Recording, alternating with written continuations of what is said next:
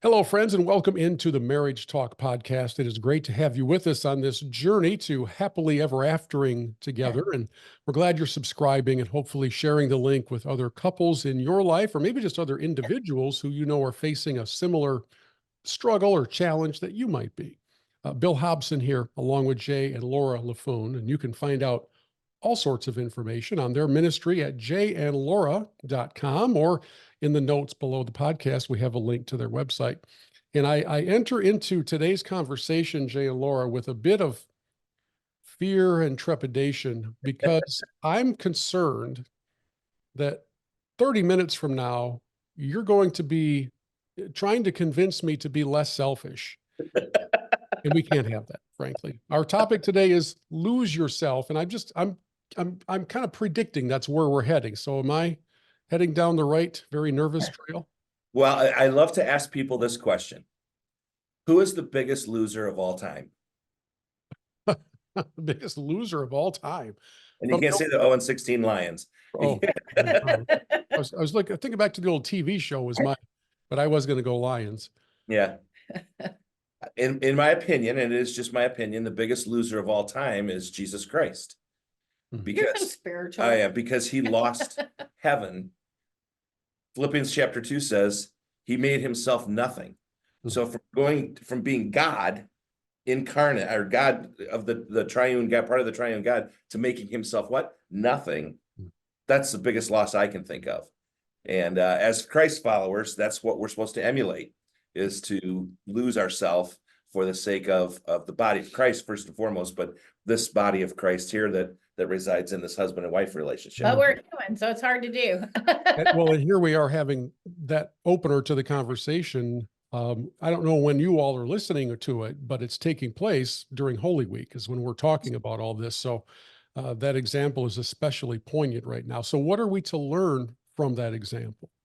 Well, I think even though Jesus lost everything, he had some characteristics that were God incarnate.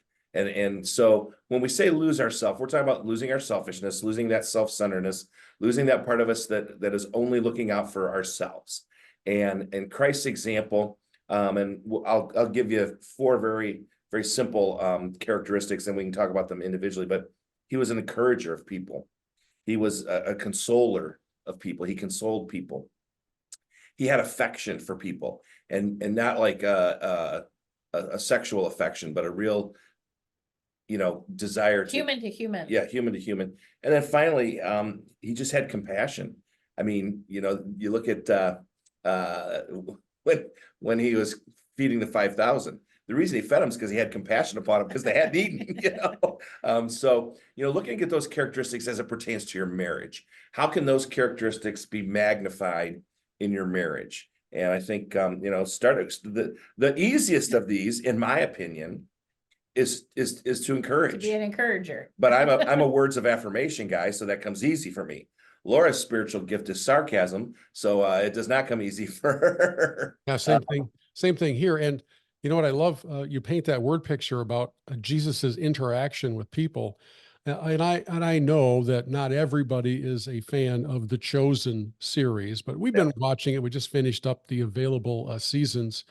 And one of the things that keeps shining through all of that is this eye-to-eye contact and meeting people where they are and not where they should be. There's a big difference between that, right? There's a big difference between I'm coming to you in your current place of hurt and pain and sadness and loss versus I'm going to come to you and say, you should be over here. And within our marriages, I think some of those opportunities are very similar, just to say, here's where I am today, not where I wish I was. And that's the part, that's the role that encouragement plays in a marriage. Because you can sit over here and see what's going on in the life of your spouse and know that they should be maybe further down the road in this area or further down the road in that area, but you can encourage them towards that without nagging of, you should be over here. Or belittling. Yeah, we always say to each other, I'm your biggest fan, because we get irritated with each other, or we hear words that weren't really said and we think they're coming down on us, or they're criticizing us. But really, we have to remind each other all the time, I am your biggest fan and you are my biggest fan, and you only want what's best for me. And that's the encouragement part of that role in marriage. Well, and we have a good friend, Craig McNair Wilson. He's a former Disney Imagineer, very creative person. And he said, one of the worst things we do is we should on people. And I'm like, I get it, you should. And he said, don't should on people because, and it's close there. I know. I almost hit the beat button ready to go. But we do it, and we do it subconsciously. We don't often do it on purpose, but we have these expectations. And I think that's part of the challenge in marriage is managing our expectations. We did not marry Jesus Jr. We did not marry the fourth member of the Trinity. We married a human being. And I think lots of times though, our intent is good. We're trying to encourage, you should do this because I know that you can, or I know that you're capable, or I think this would be good for, so our intent is not mean or negative, but it comes across that way because we're human and we're sinful. A perfect example of me trying to encourage Laura that it was just, I blew it. I mean, completely blew it. We were on a cruise a number of years ago, and we had made a pact that we were not going to get the soft serve ice cream that you can literally, The whole cruise? Yeah, the whole cruise. We were going to go the whole cruise. It was just so right Why there. would you do such a thing? What a Coffee or ice cream and not eat anything else all week. Yeah, I mean, we could have made our whole diet out of the sauce. We said this cruise, we're not going to do that. So we're on our last day, and we even after lunch we took apples out to sit out. We took apples with us. wow. For our little sweet For a little thing. snack that afternoon. And all of a sudden, Laura, got up out of the chair, and I thought maybe she was going to use the ladies' room, and she comes back, and what has she got in her hand? She's got a big, I mean, not just whoa, it was Like, huge. All week. And I'm treating myself. I said, honey, we committed to each other. We weren't going to do this. And boy, that was the wrong encouragement. That was not an You encouragement. should eat this apple is what he said. I What did. is Well, hang wrong? on. What if she was going to get the ice cream, was going to dip the apple in it? Then Oh, sure.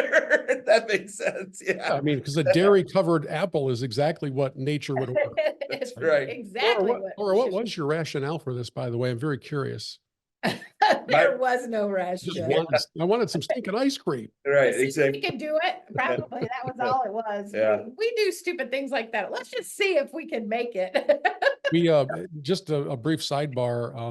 Our rule on, and we've only been on a couple cruises, so it's not like we're on the reboot of the Love Boat or anything. But on the couple of cruises we've gone on, we had a rule: no elevators, because we knew we would be eating far too much food, and so we would always take the stairs and try to convince ourselves that walking 3 flights of stairs was the same as having a gallon bucket full of soft serve ice cream. I'm not sure nutritionally if I was able to balance everything out, but that was the idea. Yes. It's interesting in that setting, in that vacation setting where you have everything at your disposal all the time to watch other couples. I know you guys have done it more than I have, but to watch other couples and how they interact around, I'm going to have another one of these or another one of these. And then eventually near the end of the week, if you happen to see the same people, you'll see, don't you think you've had enough? Or the eye roll, or yeah, you might as well. And then all of a sudden it's just boom, boom, boom. So lose yourself, even if you're not losing weight. That's right. That's right. Even if you're not sticking to the plan. But the going back to the encouragement is make sure that your encouragement is positive. Yeah. That you're being a positive encouragement, and leave out the shoulds.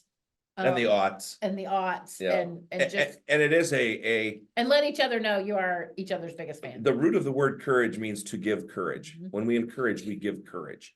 And when and we've all experienced this, when someone encourages us, says, I remember the first time someone called my wife a gourmet cook, I was like, you're right, she is a gourmet cook. And now someone else other than me has said it, and it gave her great courage to try more new recipes and more new recipes. And so little things like that go a long way, husband to wife, encouraging each And other. wife to husband. Yes. Had an example hand delivered to me last night. We are in the tail end of a 9-week discipleship series on Monday nights at our church. And during the first week, the assignment was given to sit at a table, not with your spouse. And there's probably 75-ish people in the room. And so we're like, okay, we thought it was just for a couple minutes. It's for the whole 9 weeks. You stay at the same table.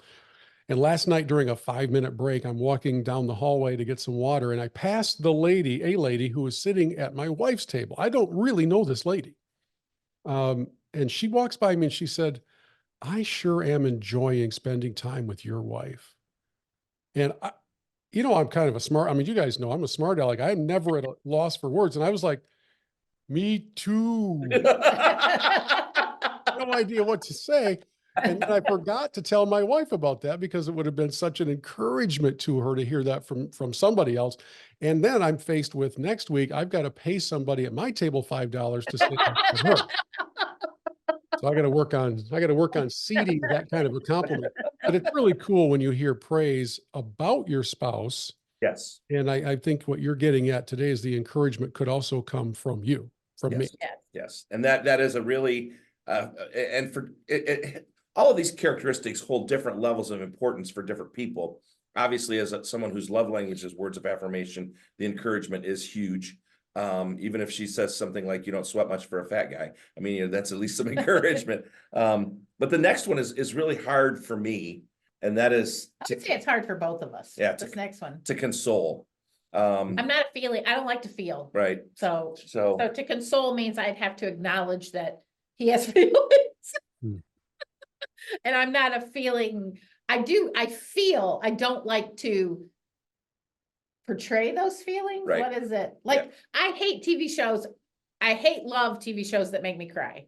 Hmm. I love them, but I hate them because they make me cry. Like, we used to watch Undercover Boss. Where the boss goes undercover and finds out all the stuff about his company, and then he rewards people, and he always rewards, or she always rewards people very generously, and it always makes me cry. And I'm like, I hate this show, Yeah. but I love this show, but I hate this show. It's a powerful show. yeah, it is. And the whole idea of consoling, Laura grew up in a family whose motto was "Suck it up, Buttercup." I mean, that was all the consolation you were going to get in her family. And my dad was in the military, so again, very, very, very little consolation there. Not that our parents didn't love us, but that whole idea of consoling when they're down. But as we've grown in our marriage, we've gotten better at consoling one another when rough times come. Right. And I also think you have to be willing to, and I will just use this illustration. I asked Jay last night, he was having a hard time with some things that are going on personally in our lives. And he was listening to a song while he was waiting for his dinner to cook, and it made him get a little teary. No, I was crying. And I said, are you okay? And he goes, I'm fine. I'm like, well, you hate that word fine. So I know you're not fine. I'm fine. I'm just fine. And so I knew he didn't want to talk about it, but that was the extent of my consolation. Hey, you look like you're crying. You want a tissue? But I didn't want to bring it up anymore because I knew it would I needed to wait till he's ready to discuss it. And so consoling is a very I think balance. You have to figure out where the balance is. And I think some people are gifted with that. I mean, they're very good at it, and it's a gift from the Lord, a spiritual gift to console. Well, and part of that, I think, comes with the realization that it doesn't always have to be a well-crafted speech or the right words. Your ability to console your spouse can be silence and open arms. Just put your head on my chest and let it out. Yep. We've all been through loss of loved ones, and there are times when you don't really want to hear anybody say anything. Right. But if they're there just to kind of be in the room, perhaps give you a hug, or maybe it's just to listen to you go through all the stages. Maybe you've got some ranting to do, and then you've got some remembering to do, and you've got some, just cathartic outlets to get. And I do think some of the best consolers know when their presence is all that's really needed right now. Yeah.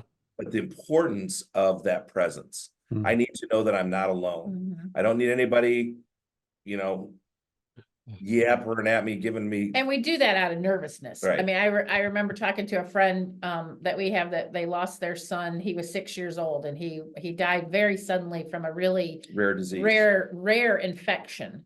And she said, I hated it. I hated the words when people, what she said, and I knew that they were trying to be comforting, but they would say, well, you know, everything happens for a reason. Yeah. You know, and as Christians, we like, well, you know, everything happens for a All reason. things You know, work together for yeah, good. all things work together for good. You know, she said, I hated that. It was almost like I didn't even want to talk to people that I knew were Christians because I knew what they were going to say. She said, my friends who were not Christians would just sit with me and, give me something to drink. And unfortunately, she meant give me something to drink, a drink that was going to take away some of the pain. And, and she said they didn't feel like they had to say anything. So I think as people of faith, we need to be careful what words we use, because that really hit me. I was like, yeah, how often do I say, well, it's going to be okay. God uses everything, Yeah. they don't want to hear that it's going to be okay right now. I taken us back to that same Bible study last night at my table. One of the ladies is a widow and just within 6 months, and she could not be sweeter. And we last night were studying that Romans chapter 8 and talking about the very thing that we're discussing right now. And during the break, I said to her, or after the session ended, I said to her, when all of it went down in your world, how often did you find yourself on the receiving end of gritting your teeth as people sincerely would share with you biblical truth, but not at the time that your heart was ready to embrace it? And she had some tears coming down her cheeks, and she said that does happen a lot. Mhm. Yeah. She says, my husband, I know that God knows all this, and I know that he's in charge, and I know that he's in control, but I didn't need you to tell me that it's going to be all for good just right then. Right, Right. So, right. yeah, sensitivity to the moment is part of that. Yeah, Yeah, there's no exactly. question. And it is it's a powerful tool because, you cannot fake being consoling. You cannot manufacture times when you just all of a sudden turn it on, but when you're in a moment that you need to console your spouse, for sure. Hmm. The next one, the next characteristic we've got, Jesus was an encourager, he was a consoler, and he was affectionate. And as men, we think affection and we think it's leading to, sex. At least that's kind of maybe I'm atypical, but I had an experience just yesterday with a young man. He was in my campus life club 30 plus years ago. So making me feel really old because he's got kids and he's got a grandkid on the way. But he wanted to take me to lunch. We hadn't seen each other in forever, wanted to take me to lunch. And after we ate, and he bought, hey, and I'm always up for a free lunch. He bought, and after we ate, we were on the sidewalk outside of the restaurant. And he said, I would not be the man I am today if it weren't for you. Wow. And that was sharing. And then And he gave you a big hug. And then he gave me a hug. And you got to understand, this guy's a state cop, okay? And Wow. he's if you would go, okay, what's a state cop look like? That's what he looks like, okay? He's Central casting. yeah. Uh-huh. And anyway, he gave me this big hug, and that was a show of affection that not only meant a great deal to me because he is one of those guys that I poured my life into, but because that affection was genuine. And I can remember early in our marriage, I had groping hands. And Laura would say, That is not affection. groping is not affection. I'm like, really? I thought it was, understanding that affection is often, it needs to be done in a tender way, in a very sincere way. And showing affection is, I think the power of touch. And if you look at some of the stories in the New Testament, Jesus felt people, he felt the touch, like when the woman with the issue of with the blood. issue of blood, and Mhm. he could feel that she touched his garment. That's the power of touch. And it's not a sexual touch. It's just, you can just communicate, with just your hand on a knee or on the shoulder or, Or a bear hug from a state yeah, cop, I mean, Um, and we need to understand the power of touch has so much more power to it than just sexually, especially in our marriages. and I think that is an important thing. This is a bit of a sidebar, but that's an important thing to show our children and our grandchildren that this is genuine affection is life-giving. It really is. It breathes into you, and gives you life. And I don't think we model that enough.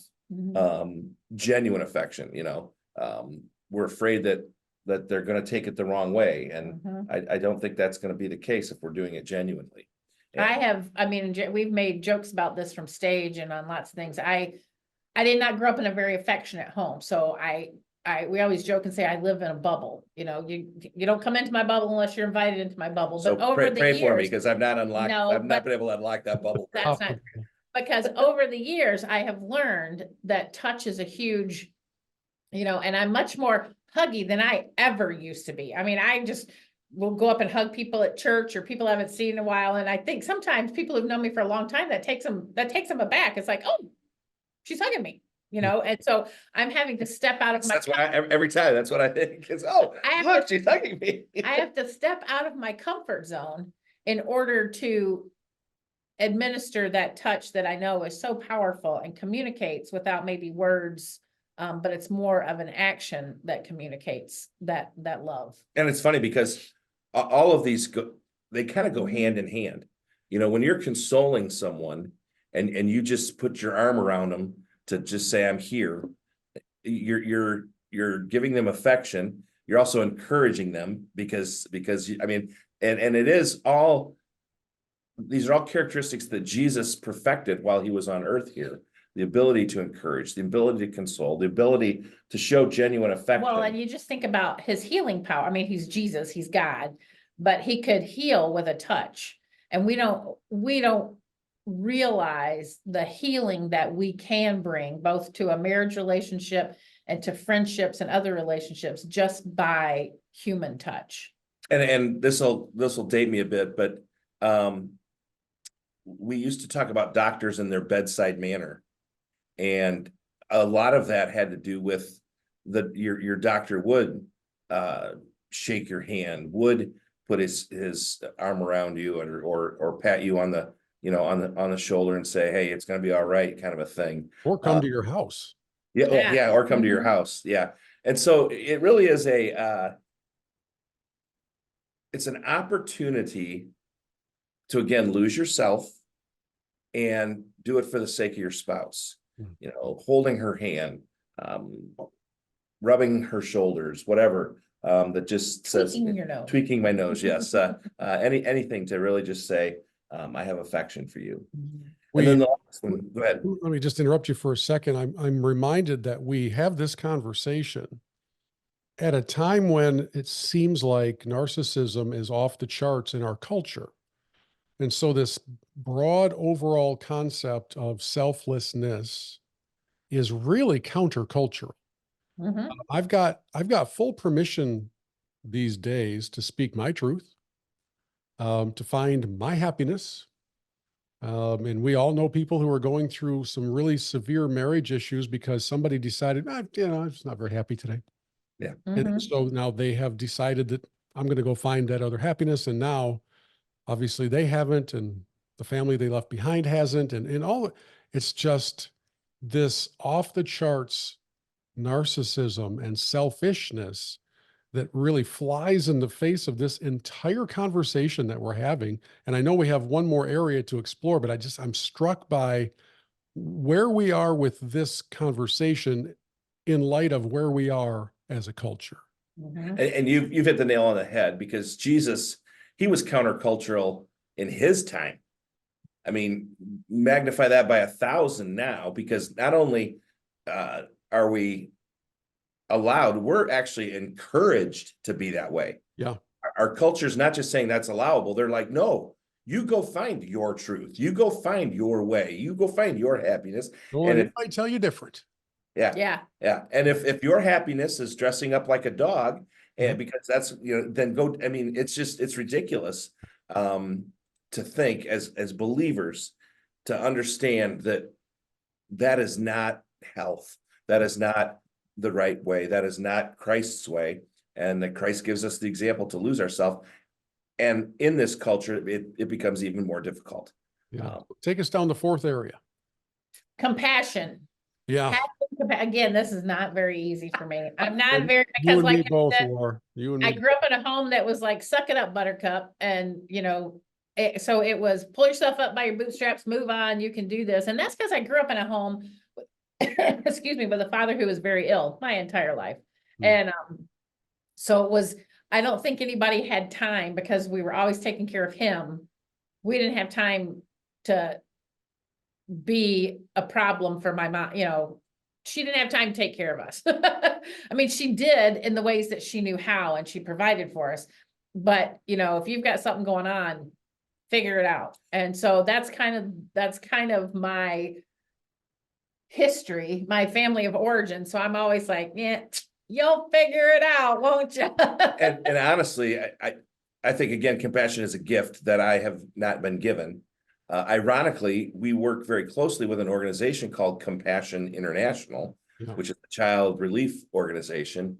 And it's funny because Child sponsorship. child sponsorship organization. We've been overseas many times with Compassion, many times. And I am humbled and I am brought to my knees when we go to these third world countries and we see the poverty that these children live in, and yet the joy that they have in the Lord. It wrecks me every time. It just racks my heart and wrecks me. And one year in particular, we got to take our kids with us to Kenya, and they got to experience the compassion, going to these projects and whatnot. And always on the last day, Compassion will take you to a little market with local vendors, and you buy a souvenir to take home. And our daughter, she was 11 at the time, she bought an 18-inch wood carved giraffe. And I'm like, my first thought was, how are we going to get that at home? But she said, Daddy, this is Lala Mika. And I'm like, okay. I thought the little 11-year-old brain, came up with this weird name for her giraffe. And I like, well, that's cool. She's like, do you know what it means? And I said, no. She said, I asked our interpreter, what's the Swahili word for complain? And it's lalamika. And so I want this giraffe to remind me that I have no right to complain. Wow. And that's the kind of thing, when you begin to have compassion for others, you begin to grow yourself. And that's the real benefit of all of these characteristics, is as you develop those in yourself, you really grow closer to Christ, closer to your spouse. Now, did my daughter stop complaining when we got home? No, but for that, in that moment, she had compassion for the children that were there, and understood that she has so much when they have so little.